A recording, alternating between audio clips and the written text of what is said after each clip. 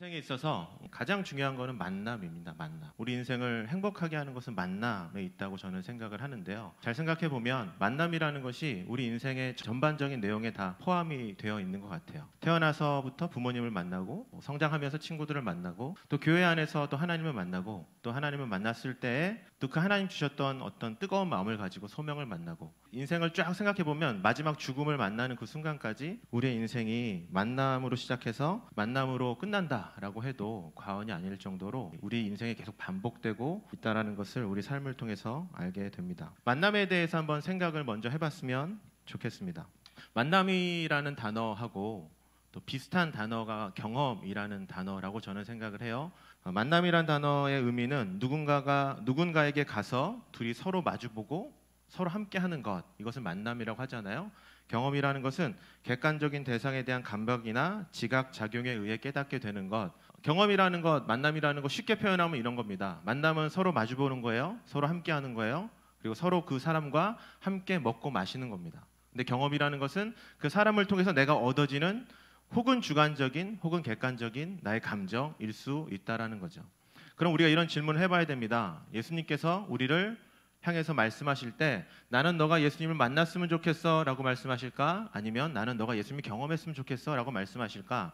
저는 예수님께서 우리에게 예수님을 만나라고 말씀하시는 분이시지 예수님을 경험해 라고 하시는 분은 아니라는 생각이 듭니다. 단순한 질문이지만 만남을 원하신다는 거예요. 그 답을 성경에서도 우리가 찾아볼 수 있어요. 요한계시록 3장 20절 말씀에 이런 말씀이 있습니다. 볼지어다 내가 문 밖에 서서 두드리노니 누구든지 내 음성을 듣고 문을 열면 내가 그에게로 들어가 그와 더불어 먹고 그는 나와 함께 더불어 먹으리라. 아멘. 여러분, 이게 만남이에요. 만남은 경험에서 스쳐서 지나가는 것이 아니라 만남은 뭐예요? 예수님께서 내 안에 들어오시고 내가 그분과 함께 더불어 먹고 그분 또한 나와 함께 더불어 먹으면서 그분과 함께 살아가는 것, 더 쉽게 표현하면 그와 함께 동행하는 것, 그와 함께 마주보고 살아가는 것, 내 모든 생각과 내 모든 판단과 내 모든 미래 인생의 결정들을 그 주님과 함께 더불어 먹고 마시면서 살아가는 것, 그게 만남이고 그것이 성경이 우리에게 주는 그 만남의 의미, 예수님께서 우리에게 원하시는 삶이라는 겁니다.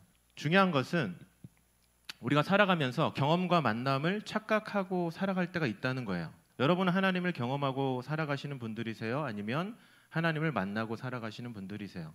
오늘 저는 이 말씀을 통해서 이 질문을 가지고 저와 여러분에게 만남이 무엇인지, 내가 어떻게 살아가야 하는지, 우리 살아가는 청소년들이 어떠한 인생의 목적을 갖고 살아가야 하는지를 이 말씀을 통해서 한번 같이 나누기를 원합니다. 만남이 중요하냐, 경험이 중요하냐, 더 나아가서 내가 지금 하나님을 만나고 있냐, 하나님을 경험하고 있냐를 판단하기 위해서는 먼저 내가 나 자신이 누구인지를 알아야 돼요. 그렇지 않습니까? 듣고 계시죠? 네. 저한테 웃긴 얘기를 기대하시면 안 돼요. 말씀을 들어야죠. 그죠, 여러분? 옆 사람한테 얘기하세요. 듣고 있니? 들어라. 그리고 좀 반응을 해봐요, 여러분. 네. 내가 누군지를 알아야 돼요. 내가 지금 하나님을 경험하고 있는지 하나님을 만나고 있는지 아는 것이 중요해요. 그래야지 우리가 삶을 변화시킬 수 있고 우리의 삶을 교정할 수 있기 때문에 그렇습니다. 내가 누구인지를 가장 잘 보여주는 인물이 저는 삭개오라는 사람이라고 생각을 해요. 우리 한번 말씀 펴보고 계시죠? 성경 읽었다고 말씀 덮으시면 안 돼요. 누가복음 19장 펴놓으시고 저랑 같이 말씀 한 절 한 절씩 보도록 하겠습니다. 누가복음 19장.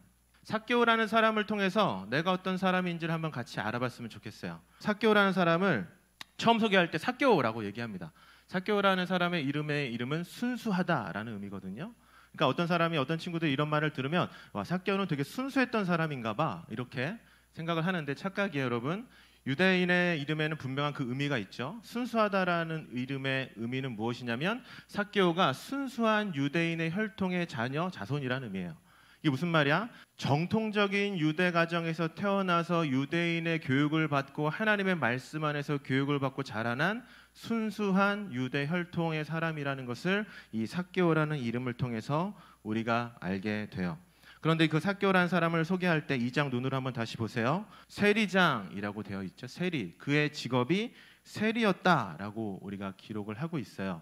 여러분 한번 세리라는 직업에 대해서 생각을 해보면 좋을 것 같아요. 안산제일교회는 세리가 어떠한 대접과 어떠한 그 시대에 살아갔는지를 알고 있다라고 생각하기 때문에 그런 쪽으로 말고 세리가 되기 위해서는 어떻게 했을까를 우리 한번 생각을 해보자고요.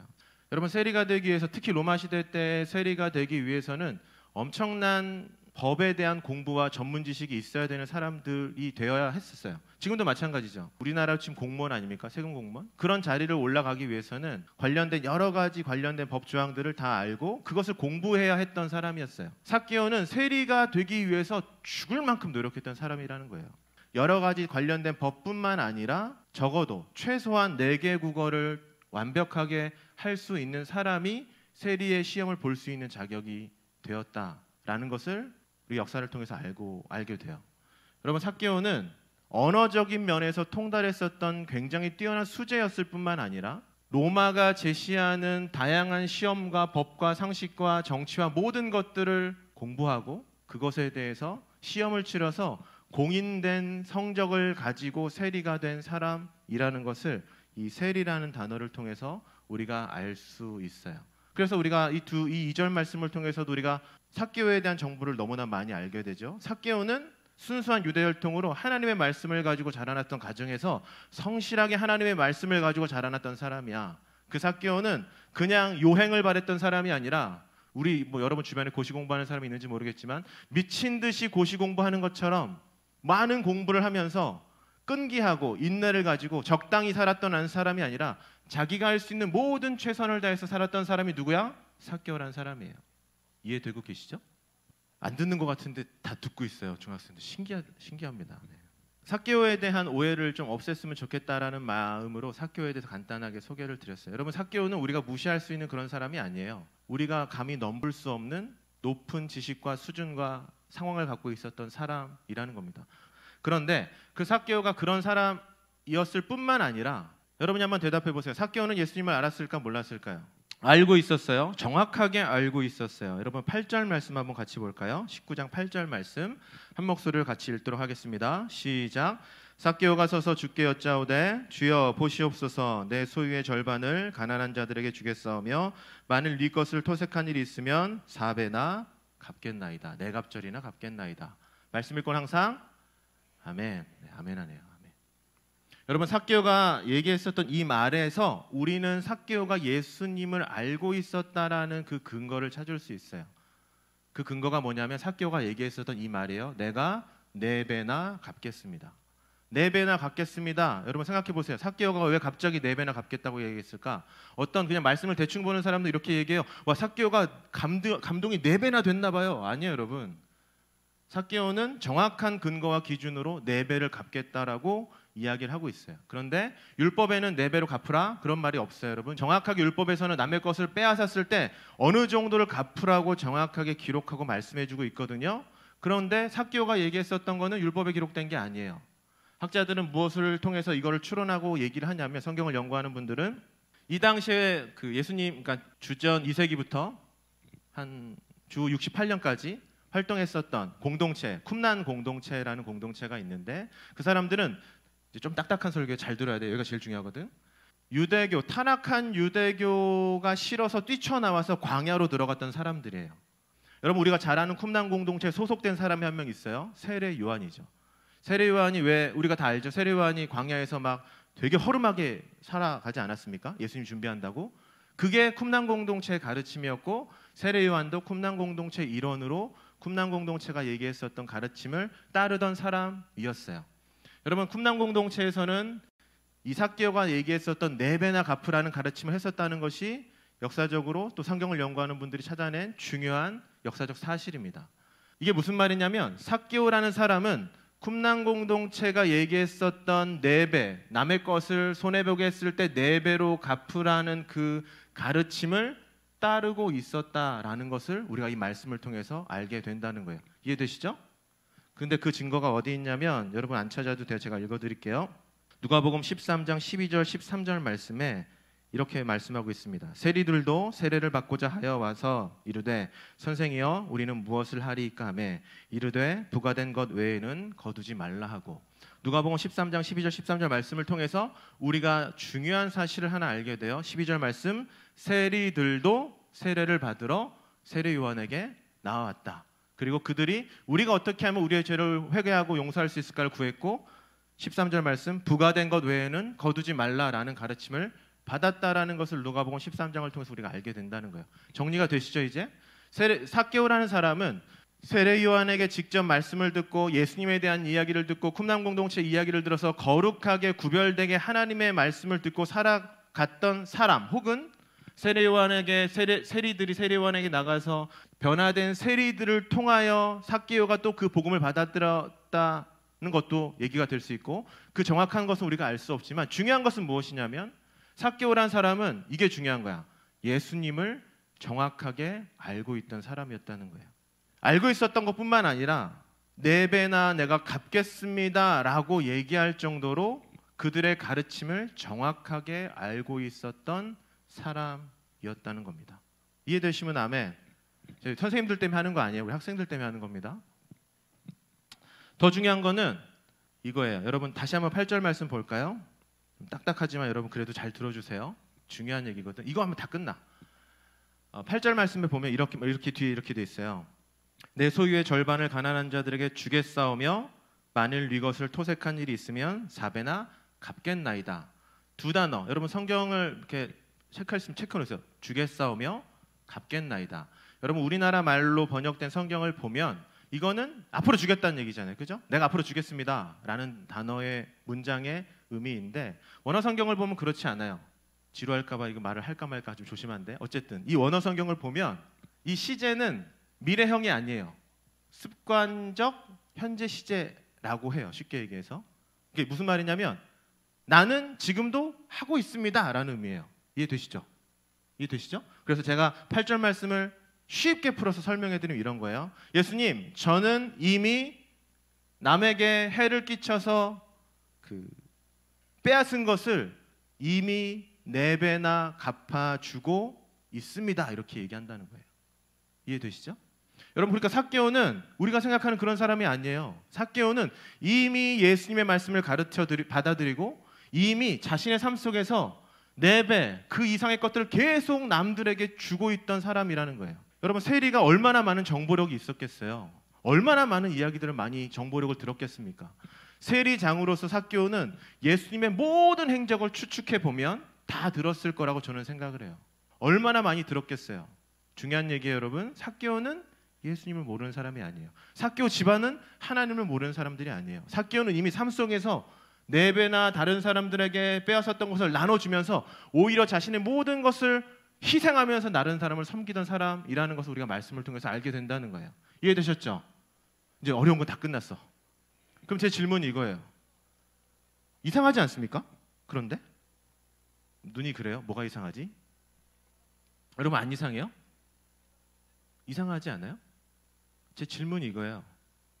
여러분이 한번 대답해 보세요. 근데 삭개오는 왜 나무에 올라간 거야? 이상하지 않아요? 예수님을 알고 예수님의 가르침을 다 알고 예수님의 가르침대로 4배나 자신의 것을 다 주고 있었는데, 제 질문이 이거예요. 이상하지 않습니까? 도대체 왜 올라간 거야, 나무에? 김병만도 아니고 왜 올라간 거야? 어떤 사람들은, 제가 어렸을 때도 그런 설교를 많이 들었어요. 얘들아, 삭개오의 열심을 배워야 돼. 그런 설교 들어본 사람 손 들어보세요. 저 어렸을 때 그런 말 진짜 많이 들었거든요. 야, 나무에 올라간 저 노력이라도 좀 닮아라. 그래서 저는 나무에 올라가는 게 정상인 줄 알았어요. 근데 지금 생각해 보니까 여러분이 대답해 보세요. 이거 정상이 아니야.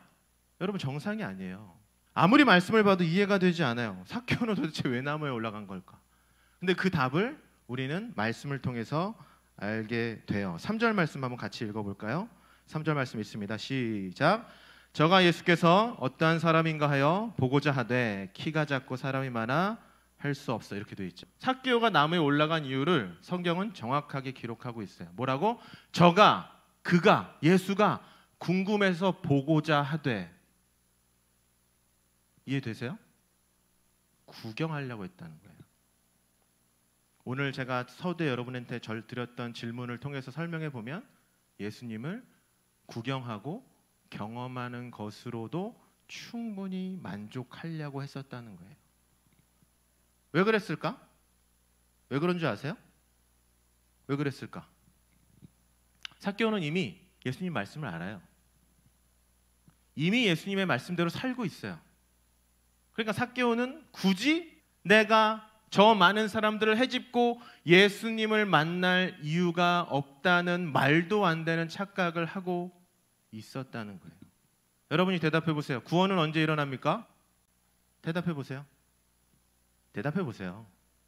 예수님을 뭐 할 때? 만났을 때 일어나요.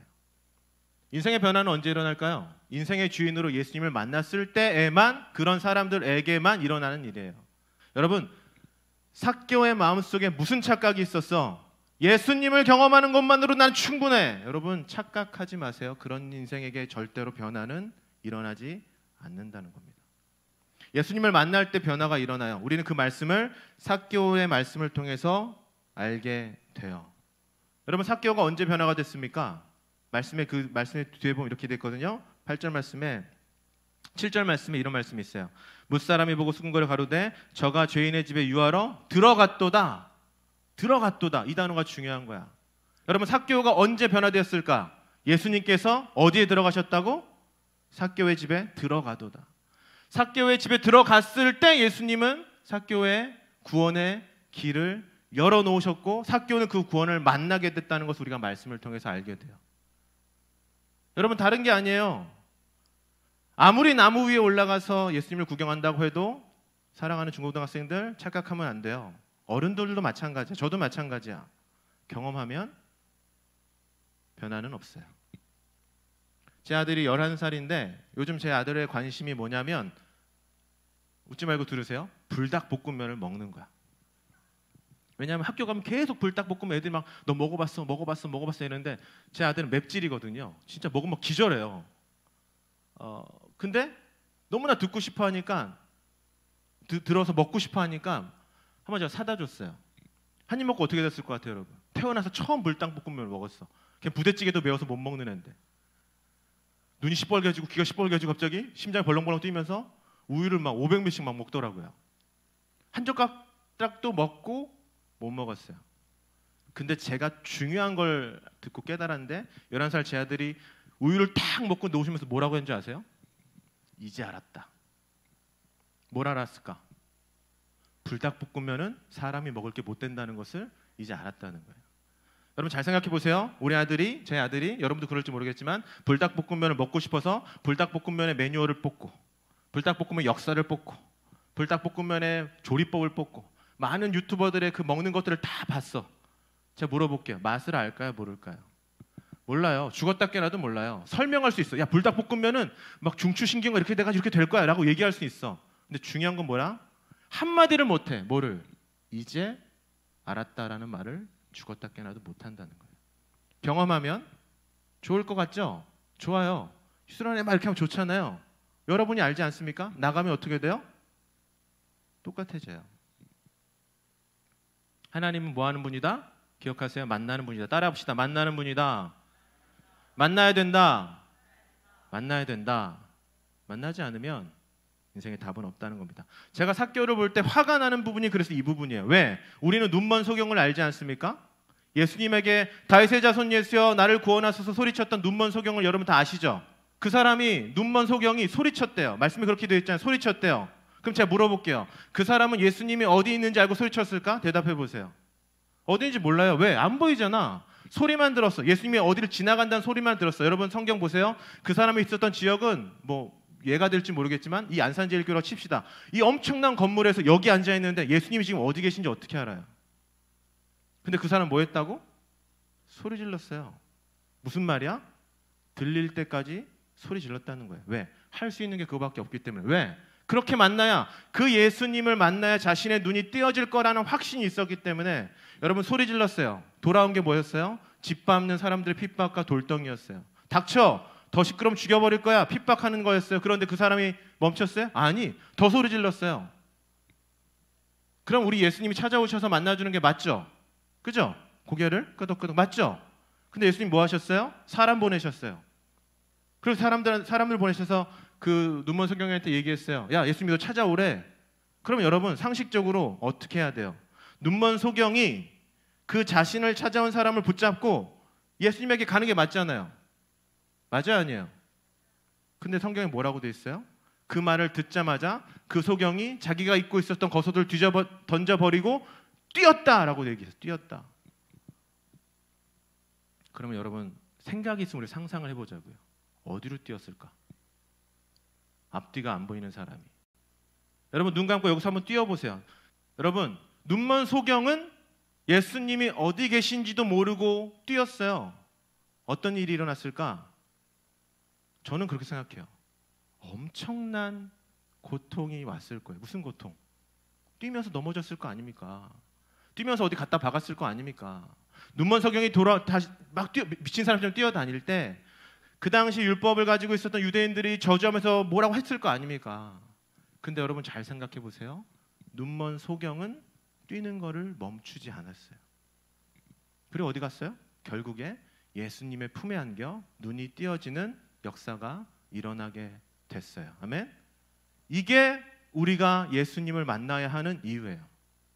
소리치다가 멈추면 안 돼. 예수님이 왔다는 소리 듣고 거기서 멈추면 안 돼. 또 하나 얘기했죠. 혈루병 이야기, 혈루병 걸린 여인 이야기 다 아시잖아요, 여러분. 혈루병 걸린 이야기, 여러분 고대 근동 사회에서 혈루병이 있다는 얘기는 무슨 말이냐면 그가 그 여자 욕한 거 아니에요? 그 여인이 지나가는 그 과정의 모든 길마다 악취가 난다는 얘기예요. 얼마나 사람들이 비난했겠어요? 얼마나 사람들이 싫어했겠어요? 예수님 온다는 얘기를 들었어. 모든 걸 다 해서도 내 병이 낫지 않았는데 예수님 온다는 얘기를 들었을 때 그 여인이 했었던 건 뭐예요? 기어가는 거였어요. 기어가는 거. 또 생각해봐. 기어갈 때 사람들이 홍해처럼 길을 갈라줬겠지? 아니요. 철저하게 짓밟혔을 겁니다, 여러분. 여인이잖아요. 생각해보세요. 수치스러움도 당하게 되었을 거라고요. 근데 우리가 말씀을 다 알지? 결국에 기어가서 예수님의 옷자락을 붙잡았을 때, 말씀은 옷자락을 붙잡았을 때 병이 나았다고 기록하고 있어요. 여러분, 이것이 우리가 하나님을 만나야 하는 이유예요. 그거 아니고선 우리가 여기서 예배를 드릴 이유가 없잖아요. 제가 여러분 폄훼하는 거 아니에요. 저도 교회에서, 학교에서도 예배 인도가 다 하지만 수련회 때 저도 수련회 하면 막 떼굴떼굴 구르거든요. 정말 굴러요. 제가 굴리거든요, 정말.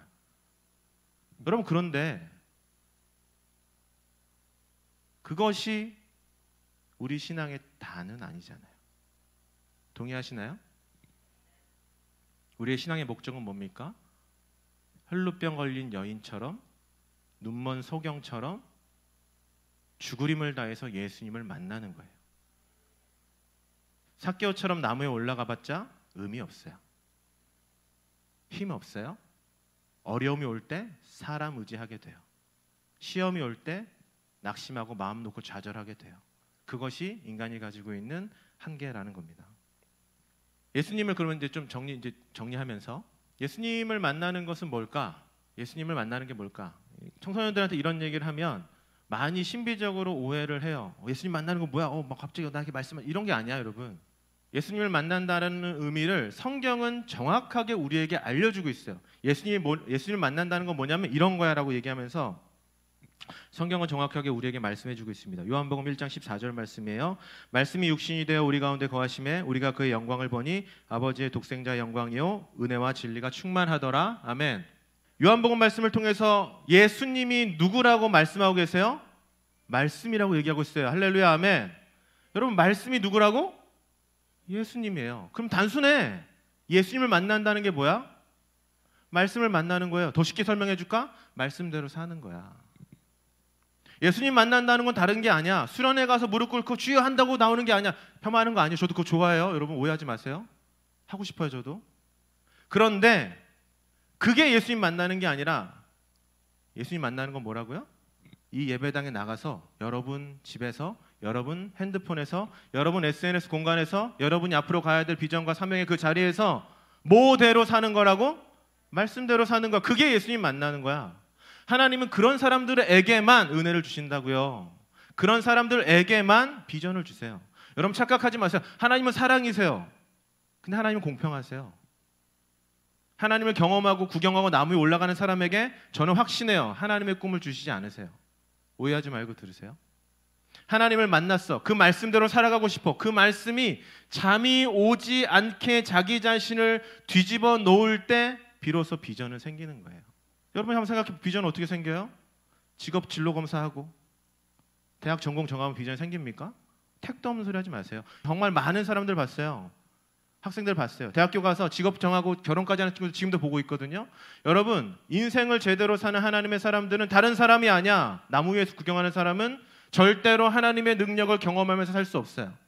시편 23편 우리가 잘 알지. 여호와는 나의 목자시니 내가 부족함이 없으리로다. 다 그렇게 고백하잖아요. 다 알아요. 그런데 여러분, 중고등학생들 잘 들으세요. 세상에는 그 말씀을 날마다 매 순간마다 경험하면서 살아가는 사람이 있다고요. 어떤 사람? 하나님을 만난 사람. 하나님 만난 사람이 뭐라고? 말씀대로 사는 사람. 저는 확신합니다. 말씀이 들어가면, 우리 선생님들 동의하실 거예요. 왜? 그렇게 경험했으니까. 그래서 교사로 헌신하신 거니까. 말씀이 들어가면 가만히 있을 수가 없어요. 믿으시죠? 정말이에요. 하나님의 말씀은 마음속으로 귀로 담아두고 경험해서 그치는 게 아니라고요. 제가 물어보고 싶은 건 이거예요. 지난주에 말씀 들었죠, 여러분? 그래서 일주일 동안 뭐 했어요? 오늘 이 시간에도 마찬가지입니다. 나를 잠들게 하지 못하는 하나님의 말씀을 들었음에도 불구하고 삭개오처럼 뽕나무에 올라가서 구경하다 이 예배당을 나가는 사람에게는 그 어떤 일도 일어나지 않을 거라는 거예요. 그러나 이 말씀 붙잡고, 내가 이 말씀대로 살아야 되겠다. 내가 이 말씀대로 공부해야 되겠다. 이 말씀대로 내가 친구들과 하나님이 기뻐하시는 뭔가를 해야 되겠다 하고 도전하는 사람들에게 하나님은 반드시 은혜와 열매를 주실 줄 믿습니다. 아멘. 그런 사람들이 안산제일교회 청소년들이 되었으면 좋겠어요. 안산제일교회 청소년들은 경험하는 사람들이 아니야. 걔 집에 가잖아? 엄청난 사람이야. 학교 가면 걔 때문에 어떠한 일이 일어나는지 몰라. 근데 걔가 하는 삶의 방식이 이상해. 다른 게 아니야. 말씀대로 해. 그러면 그 말씀이 여러분의 인생에 엄청난 힘이 될 것이라는 겁니다. 여러분, 삭개오가 나무에만 있었다면, 예수님이 만약에 그냥 거기를 무시하고 지나가셨다면, 여러분, 삭개오는 예수님을 만나지 못한 인생이 될 수밖에 없다는 겁니다. 사랑하는 여러분들이 그런 실수하는 인생을 살아가지 않기를 바라요. 오늘부터라도 하나님 말씀을 가까이 하고, 그 하나님의 말씀을 듣고, 그 하나님의 말씀을 아멘하고, 그 하나님의 말씀을 쓰고, 그 하나님의 말씀을 날마다 들음으로 살아가는 여러분, 잠이 오지 않길 축복합니다. 그 말씀이 여러분의 공부가 되고, 그 말씀이 여러분이 하고 싶은 비전이 되고, 그 말씀이 여러분이 나아가고 싶은 길이 되기를 예수님의 이름으로 축복합니다. 중요한 거, 중고등학생들 잘 들어보세요. 사랑하는 여러분, 그렇게 살고 싶은데 잘 되지 않죠? 정직하게 얘기해 봅시다. 돼요, 안 돼요? 잘 안 돼요. 그죠? 그런데 소망이 있어요. 왜냐하면 오늘 누가복음 19장 1절 말씀 때문에 그렇습니다. 예수께서 여리고로 들어가 지나가시더라. 단순한 말씀이에요, 여러분. 그런데 여러분, 예수님은 지금 예루살렘으로 가시는 중이거든요. 이게 무슨 말인 줄 알아? 여리고로 갈 필요가 없다는 얘기예요. 근데 여러분, 제 질문에 마음으로 대답해 보세요.